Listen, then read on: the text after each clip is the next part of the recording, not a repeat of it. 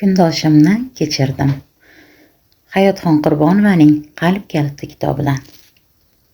Uning, ya'ni har insonning oldida ham, ortida ham ta'qib qilguvchi farishtalar bo'lib, ular Allohning amri bilan uni saqlab, muhofaza qilib tururlar.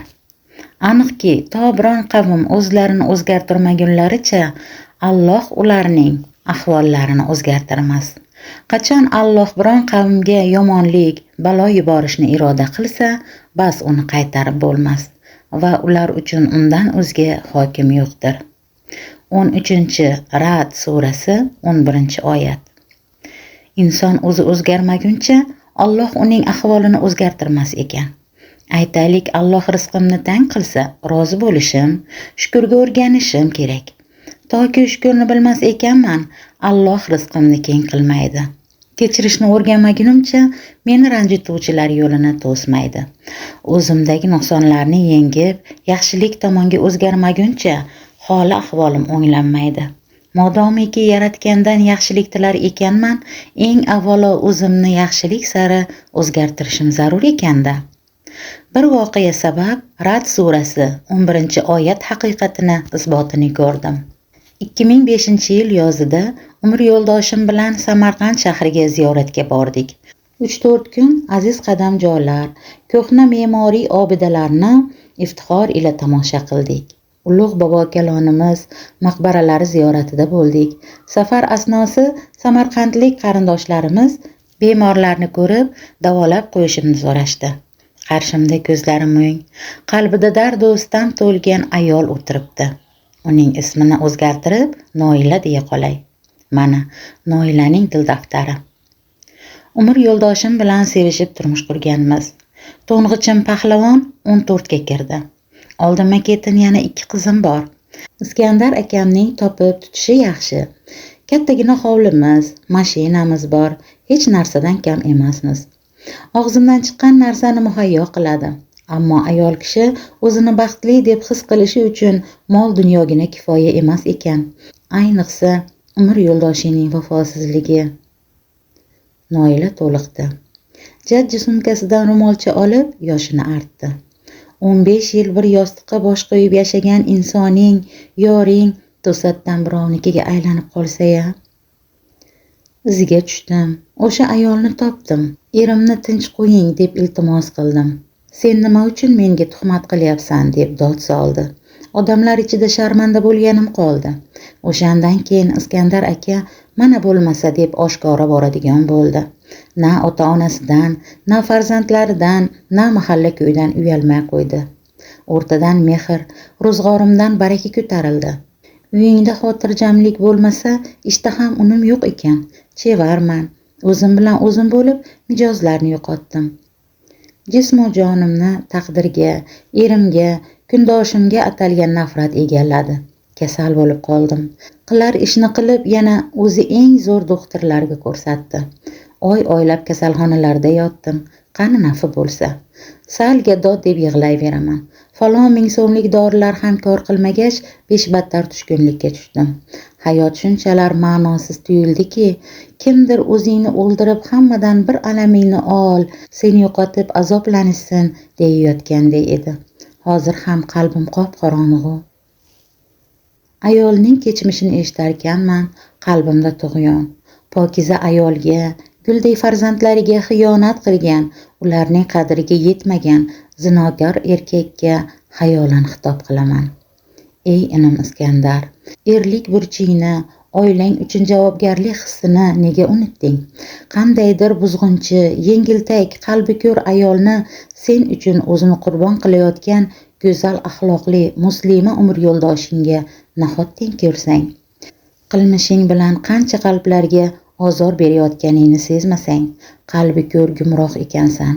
Hayf senga vafodor ayol, shirindan shakar farzandlar. Ne istiholaga bordim-u, bu fikrlarni Noilaga aytmadim. Beixtiyor Qur'oni Karimdagi 7-A'rof surasi 42-oyat xayolimga urildi. Iymon keltirib, yaxshi amallar qilgan zotlar, biz hech bir jonni toqatidan tashqari narsaga taklif qilmaymiz. Ular jannat egalari bo'lib, unda abadiy qolajaklar. Demak, Noilaning kuchi yetganligi uchun unga shunday og'ir sinov vazifa berilgan ekanda, degan xulosaga keldim. Vazifam gunohkor erga baho berish emas, ayolni yupatib, Alloh yuborgan sabrga yo'llash deb bildim. Noilani bag'rimga bosib yupatgach, Kalomullohning yuqorida keltirilgan oyatlari mohiyatini tushuntirib berdim. Noila, boshingizga tushgan bu savdolarni Alloh taqdiringizga bitgan. Sizning bandalik vazifangiz esa buni chiroyli sabr bilan qabul qilishdan iborat. Alloh o'z kalomida ularning iymonsizliklari ustida g'amgin bo'lmang. 15-Hijr surasi 88-oyat deb buyuradi. Eringizning qilmishlaridan xafa bo'lib, taqdirga qarshi isyon ko'targandan ko'ra, Allohning taqdiriga taslim bo'lish uchun kuch qidirgan afzal emasmi? Er sizning ayollik, xotinlik huquqingizni yerga urgani bilan yaratgan zimmangizga ato etgan vazifalardan, huquqlardan sizni soqit qilgani yo'q. Farzandlarga onalik, ota-onaga qizlik, qaynona-qaynotaga kelinlik, opalik, singillik, qarindoshlik, ishxonada qo'li gulchevarlik vazifasi-yu huquqlaringiz to'la saqlanib turibdi. Siz hammani unutib, o'z ayollik qalb og'rig'ingiz bilangina bo'lib, ularga ham tashvish tug'dirmayapsizmikin? Noila yalt etib ko'zimga boqarkan, siniq tovushda dedi. Ayniqsa ota-onam, bolalarim ezilib ketishdi. Singiljon, Qodiri Alloh faqat ayollik menligingizga sinov berdi.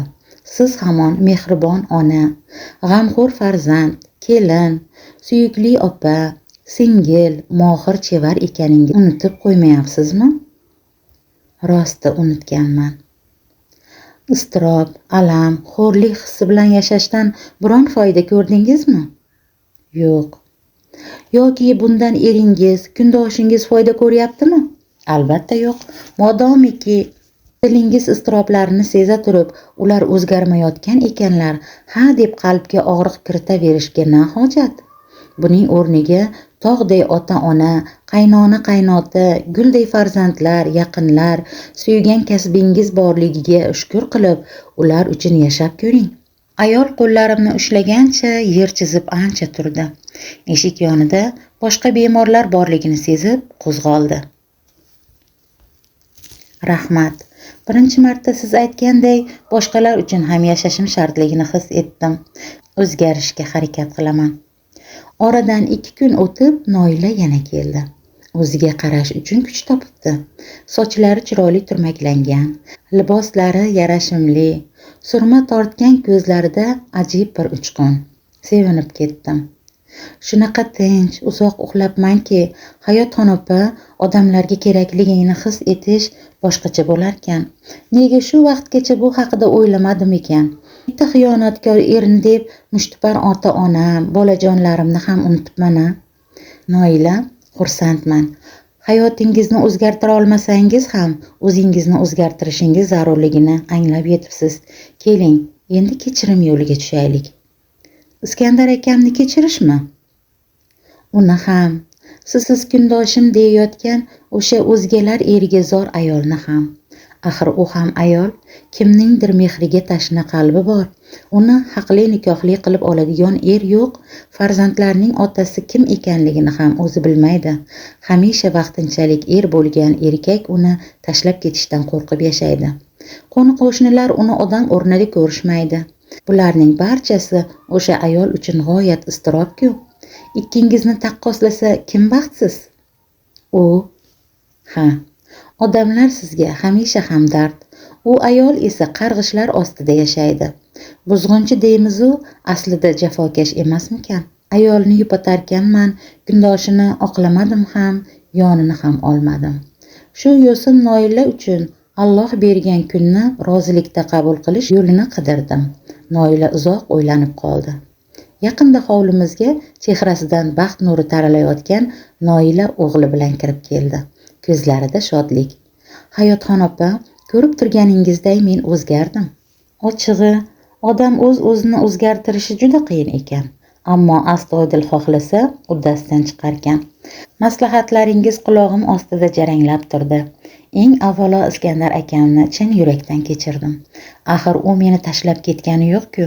Shunday deb o'ylaganim sari qalbimdagi unga atalgan nafrat tarqab, o'rnini mehr egallay boshladi. Eng asosiysi, Hayotxon opa, o'sha ayolni ham kechirdim. Axir u menga azob berish uchun shu gunoh yo'liga kirmagan-ku. U ham ayol, hayotida kimnidir sevgan, aldangan, alamidan xiyonat ko'chasiga kirib qolgandir balkim. Men uni ruhan tushunganim sayin qalbimdagi g'azab o'rnini achinish hissi egallay boshladi. Sho'rlikka naqadar qiyin aslida. Eng muhimi esa, eringiz bu ko'ngil ko'chasidan qaytdimi? Ha, qaytdi opajon, qaytdi. Gunohini tushunib namozga egildi. Bundan ortiq baxt bormi? U ham mayli-ya, aytsam ishonmaysiz. O'sha ayol mendan kechirim so'rab keldi. Uni kechirdim. Singlim deb qabul qildim. Bu juda og'ir bo'lsa ham shunday qildim. Eng muhimi, iztiroblarimni yengishni, Alloh taqdirimga yozgan sinov vazifalarni a'lo bahoga bajarishni o'rgandim. Ahvoling o'nglanishi, atrofdagi odamlar o'zgarishi uchun Alloh irodasi bilan albatta avvalo o'zing o'zgarishing kerak ekan. Hozir uyimizga tinchlik, xotirjamlik, baraka qaytdi. Siz haq bo'lib chiqdingiz. Yo'l yo'riqlaringizni, o'zgarishi zarur bo'lgan dugonalarimga aytyapman. Hademay uyingizni samarqandlik mehmonlar bosishadi. Boshingiz omon bo'lsin. Dunyo turguncha turing opa. Avvalo o'zing o'zgar deb men emas, Alloh aytib qo'ygan singiljonim. Yaratgan biz bandalarning toqati nimaga yetadi? O'zimizdan ko'ra yaxshiroq biladi. Siz uning haqiqatiga amal qildingiz va mukofotini oldingiz. Hayotda bunday taqdirlar ko'p. Ularga sizni ibrat qilib yozsam, zora sinov vazifalarini to'g'ri bajarishni o'rganishsa, nima deysiz? Mayli opa. Allohim, o'zing sinov vazifa yuklading, o'zing qo'llading va uning mukofotini berding. Shukr.